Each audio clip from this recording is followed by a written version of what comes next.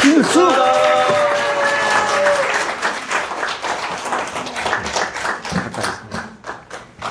반갑습니다.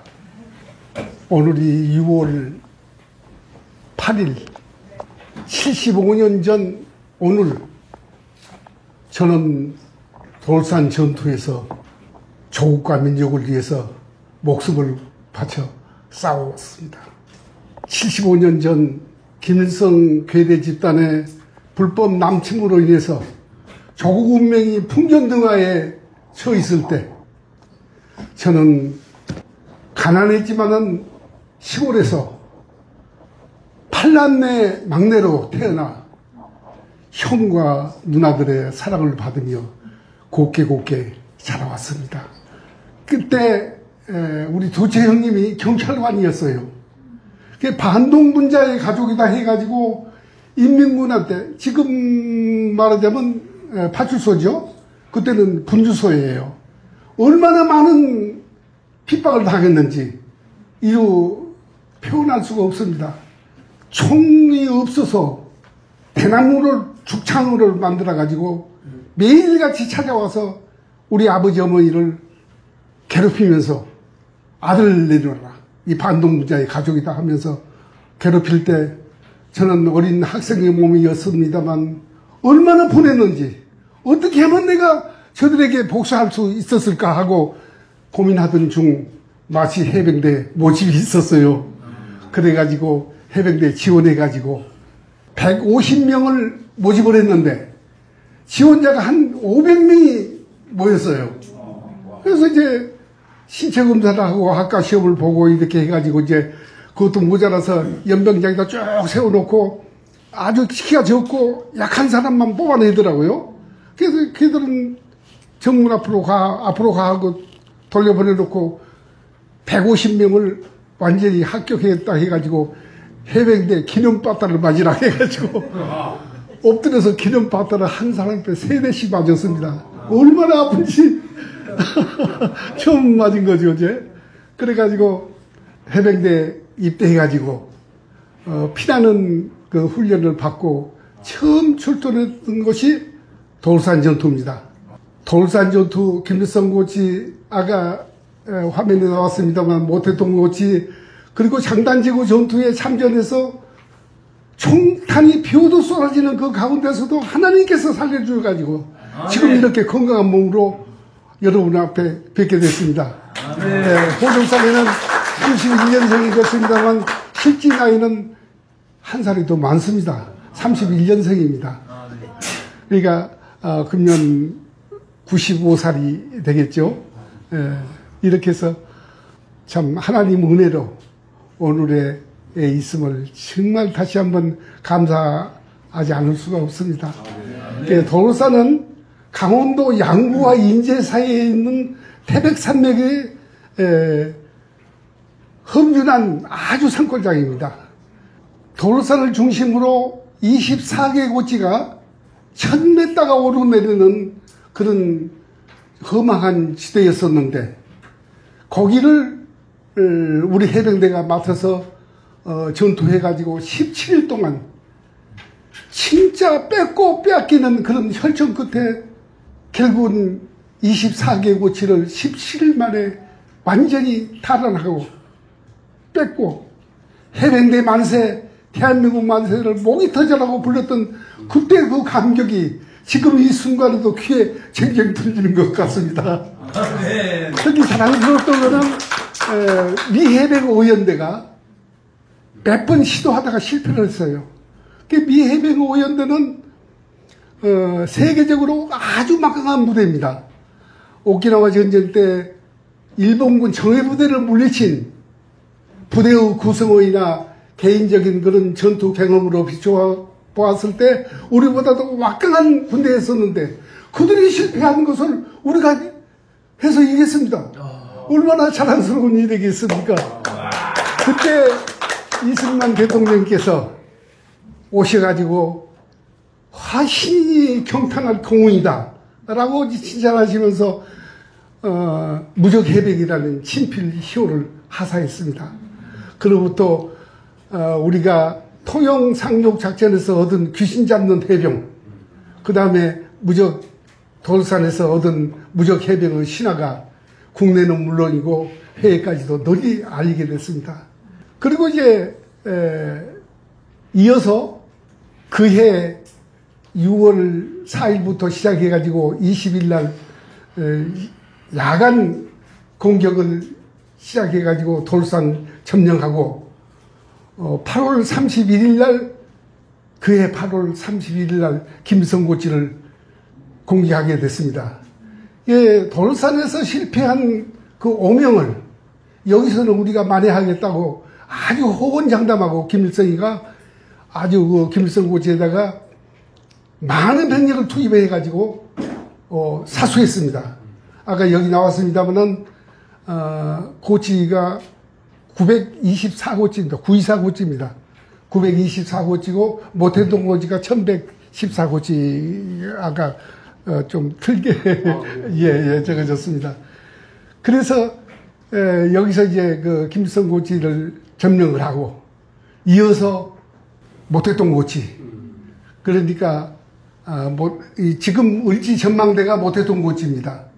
금강산 1만 2천 봉 가운데서 가장 남단에 있다는 가칠봉 옆에가 바로 그 모태동 고지입니다. 지금 을지 전망대요.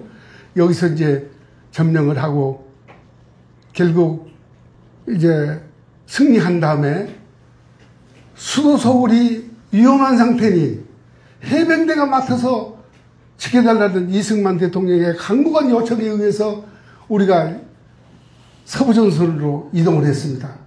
그래가지고 파죽스로 밀려오는 중공군을 우리가 막아서 수도 서울을 지켰습니다.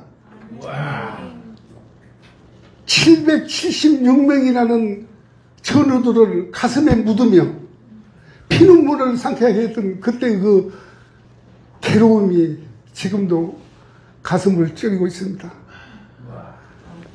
그러나 우리는 해냈습니다. 그때 155고지 바로 앞에가 86고지라고 있었어요. 별로 뭐 높은 산이 아닙니다. 장단지구니까. 86고지에 전방 초소 근무에 일개 이제 분대가 나갔는데 다 전사되고 부상당하고 분대장하고 옆구리 터진 친구 하나하고 저하고 세 사람만 살았습니다. 하나님께서 도와주신 거죠. 근데 인간으로서는 도저히 전술적으로나 여러 가지 생각을 할 때, 상식적으로 생각해 볼 때 살아나갈 수 없었는데 어떻게 하나님께서 이렇게 나를 지켜주시는지 파편종알 하나 맞은 데 없습니다. 지금 아주 건강합니다. 이렇게 해서 참 우리가 나라를 위해서 지켜왔는데 이렇게 우리 민족은 전쟁의 참화와 가난의 고통을 극복하고 하나님께서 도와주셔가지고 세계 10위권의 경제대국이 되어서 이렇게 잘 살고 있습니다. 한 가지 서운한 것은 아직까지도 383을 철조망으로 가로막힌 분단의 아픔이 너무 크다는 거예요. 정말 소원이 있다면 내일 죽을지 모레 죽을지 모르겠습니다만 남북이 통일돼 가지고 대한민국이 잘 사는 나라가 돼서 예수 그리스도의 나라가 돼서 세계를 지배하는 대한민국이 됐으면 합니다. 여기서 이제 말씀을 시간 관계상 잠깐 돌려가지고 전쟁터에서 일어나던 짤막한 참상을 여러분 앞에 말씀드리겠습니다. 모태동 고지를 끝나고 그 해 11월 23일입니다. 그날이 23일 날 전방지대 초소를 파괴하라는 그 임무를 띠고 우리가 밤에 기습을 나갔습니다. 그때 해병대는 일개 분대가 13명이에요.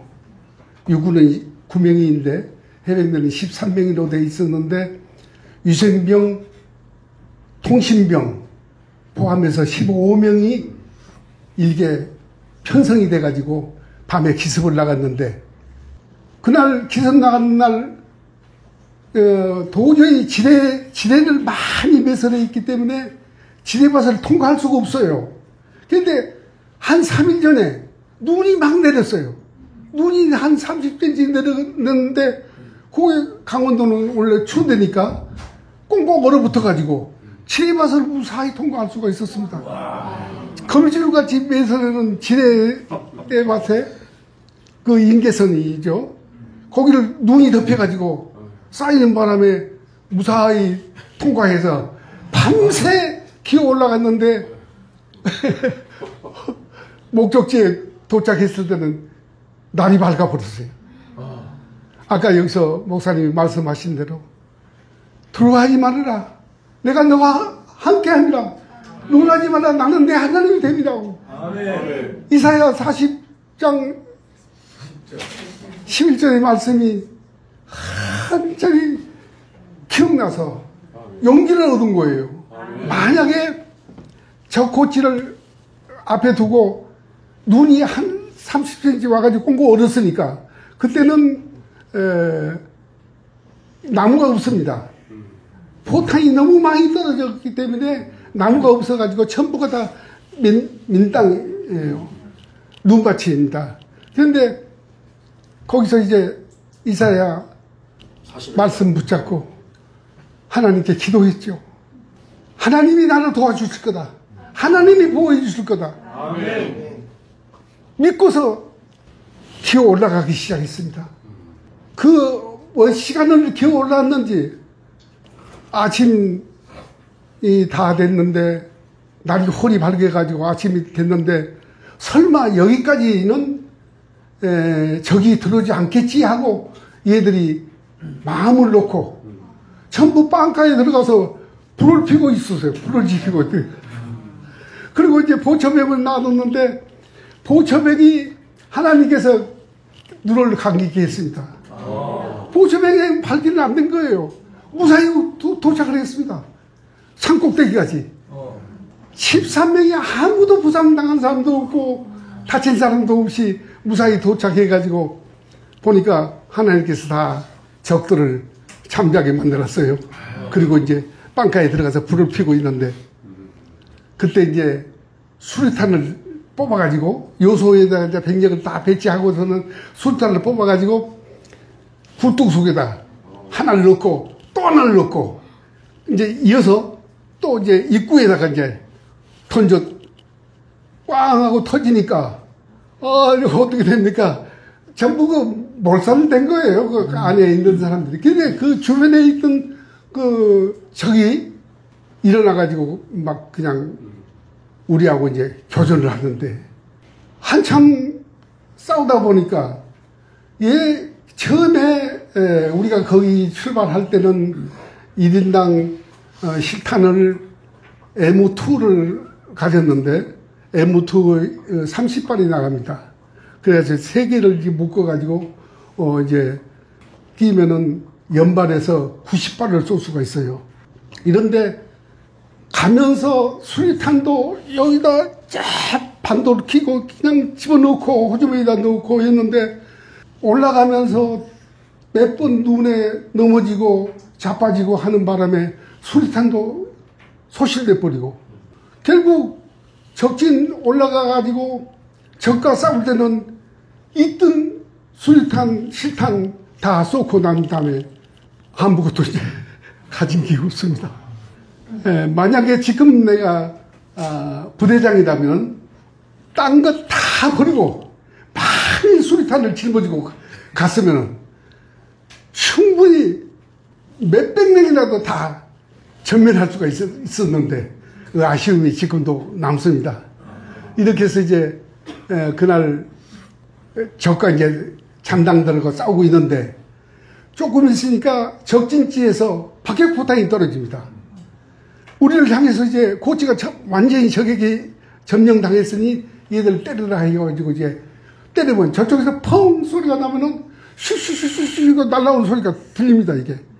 그래서 슉슉슉 하면은 벌써 우리 넘어서 포탄이 날아가고 쉬쉬쉬쉬 하면서 딱 끊어지면 옆에 떨어지는 겁니다. 그게 포탄이 날아온 소리가 귀에 들려요. 이렇게 했는데 나중에 알고 봤더니 한 50% 이상이 불발이에요. 근데 왜 그렇게 했느냐고 알아봤더니 우리 비행기에서 너무나도 많이 그 폭격을 했기 때문에 그 애들이 관수를 잘 못해가지고 이제 그 내관에 녹이 슬었습니다. 그래가지고 잘 터지지 않는 겁니다.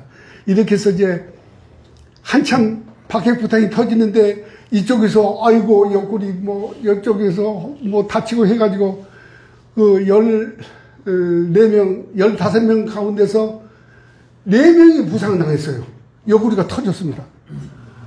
그래가지고 이제 더 이상 실탄도 없고, 그래서 같이 대항할 수 없으니 이제는 후퇴해야 되겠구나. 이렇게 맘먹고 이제 먼저 부상당한 4명과 통신병, 이렇게 해서 먼저 후퇴를 시켰는데, 이쪽에서 잠당들이 그걸 발견하고 쏘는 바람에 다시 이제 후퇴를 못하고 반대쪽을 향해서 이게 우리 군인 쪽을 향해서 도망간 게 아니라 반대쪽으로 적지를 향해서 도망을 했어요. 그냥 뭐 나무도 아무것도 없으니까 눈 전부 쌓였기 때문에 없는데 넘어지면서 자빠지면서 참 말씀드리기 어렵습니다만 똥까지 싸가면서 도망을 해서 전부 다 살아났어요. 한 사람도 그 낙오자 없이 부상당한 4명 가운데서도 다 살아났고, 특히 자랑할 만한 것은 통신병이 SCR-536인데 그 배터리가 굉장히 무겁습니다. 그런데 그 통신병이 관통을 입었어요, 다리에. 그러니까 무거운 몸통에 통신기를 버릴 수 없으니까 배터리만 꺼내서 버려버리고는 도망해 온 거예요. 그런데 와서 보니까 안전지대까지 왔는데 우리보다 먼저 와 있어요. 부상병들이. 이렇게 해서 참 어려운 고비를 넘기고 전투에서 살아나왔습니다. 네, 여기서 한 가지만 더 이제 시간 관계상 말씀드리겠는데, 6.25 전쟁은 아직도 지금도 계속 중입니다. 6.25 전쟁이 끝나지 않았어요. 휴전만 됐습니다. 53년 7월 27일 휴전만 됐지 6.25 전쟁이 끝나지 않았습니다. 얼마 전 설문조사에 의하면 초등학생, 중학생 50% 이상이 북침이라고 대답을 했다고 합니다. 이런 기가 막힌 일이 어디가 있겠습니까? 북침? 아닙니다. 그 장차 이 나라를 짊어지고 나갈 그런 어린 꿈나무들에게 거짓 역사를 가르친 그 선생들은 지금 역사 앞에 무릎 꿇고 사죄해야 됩니다. 절대 북침이 아닙니다. 남침이 우리가 당했습니다. 아무런 대비 없이 3일 만에 수도 서울이 적에게 함락당했어요. 240대의 소련제 비행기가 하늘을 뒤덮고 20만 명의 인민군이 200대의 전차를 앞세우고 물밀듯이 밀고 내려와서 3일 만에 수도 서울이 적에게 함락당하고 나무로 후퇴만이 움직일 수 없는 그런 전략인 듯 싶었습니다. 이렇게 해서 우리 이 국방 상태가 얼마나 허술했으면 3일 만에 수도 서울이 적에게 함락당하겠습니까?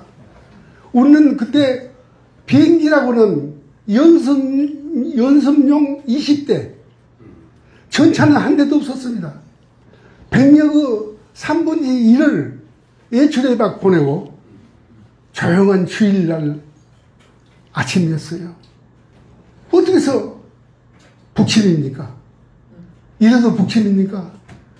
하나님께서 대한민국을 사랑했기에 안전보장 이사회가 열려가지고 그날 밤 세계의 평화를 파괴한 행위다라고 하면서 파병 결의안이 통과됐습니다. 그래서 미국을 이슈해서 유엔군에 참전으로 인해 가지고 우리가 지금 이렇게 잘 살고 있지 않습니까? 정말 다시 한번 하나님께 감사해야 되겠습니다. 아멘. 이렇게 해서 지켜온 나라인데 몰지각한 정치인들이 나라를 자꾸 흔들고 있으니 아까도 얘기했습니다만 정말로 이 나라 대한민국이 후대에 잘 살 수 있는 나라로 물려줬으면 합니다. 제 소망입니다. 제가 아까도 얘기했습니다만 우리 나이로 95세 한 달이 있다 죽을지 1년 더 살란지 2년을 더 살란지 알 수 없습니다만 제 소망입니다. 죽기 전에 통일됐으면 하는 그렇게 해서 예수 그리스도의 사랑으로 세계를 지배하는 그런 나라가 됐으면 하는 마음이 간절합니다. 장단지구 전투 아까도 얘기했습니다만 수도 서울이 지금 위험한 상태니까 해병대가 와서 맡아달라는 이승만 대통령의 강구한 요청에 의해서 돌산 전투에서 승리하고 장단지구로 왔습니다. 장단지구에 와가지고 거기는 이제 그 돌산하고는 다르죠. 높은 산이 없어요. 1호로 고치게 155고치가 제일 높은 산입니다. 그리고는 뭐 86고치 뭐 이렇게 해서 이제 얕은 산인데 776명이라는 천사자를 가슴에 묻었습니다. 근데 아까 얘기했습니다만 일개 분대가 전방 초소근무 나가가지고 다 부상 나가고 죽었는데 3사람 살았어요. 그 중에 제가 한 사람입니다. 아멘. 만약에 장단지구에서 우리가 지켜내지 않았다면 수도서울이 다시 한번 적의 손아귀에 들어가지 않았나 이렇게 생각을 합니다. 그때 인민군이 중공군이 얼마나 많은 병력인데 산 꼭대기에 점령해가지고 그 기관총을 들이대고 그냥 쏘아댔겠는데 막 개민대까지 밀려오는데요. 넘어지면 안 올 줄 알았거든요. 그런데 쏘면 쏘은 대로 그냥 막 올라오는 거예요, 인민군이. 나중에는 그 고치에서 우리가 후퇴하고 말았습니다. 그래가지고 다시금 후방에 와서 재정비해가지고 다시 올라가서 이제 때렸는데 그때는 이제 제공권이 우리한테 있어가지고 비행기에서 낮에 웬만한 데는 보급로 전부 차단하고 폭탄으로 때려 부셨습니다. 얼마나 많은 폭탄을 때려 부었기에 백마고치가 6m나 내려앉았다고 소문이 있는데 그러니까 우리가 점령했을 때는 우리가 저희들이 때리고 쟤들이 점령했을 때는 우리가 때리고 해가지고 백마고치가 6m나 내려앉았다는 그런 전설이 있습니다. 얼마나 치열했는지 여기서 더 이상 말씀드린다는 게 좀 부끄러운 얘기 같습니다만 이렇게 해서 건져온 대한민국입니다. 이 대한민국을 아까도 얘기했습니다만 몇몇 정치인들의 불장난으로 인해 가지고 지금 대한민국이 어떻게 될지 앞으로 우리가 후손들에게 어떤 나라를 물려줘야 할지 걱정이 태산 같습니다. 여러분 짧은 시간 경청해 주셔서 대단히 감사합니다. 여러분 나라를 위해서 정말로 기도해야 될 줄로 믿습니다. 감사합니다.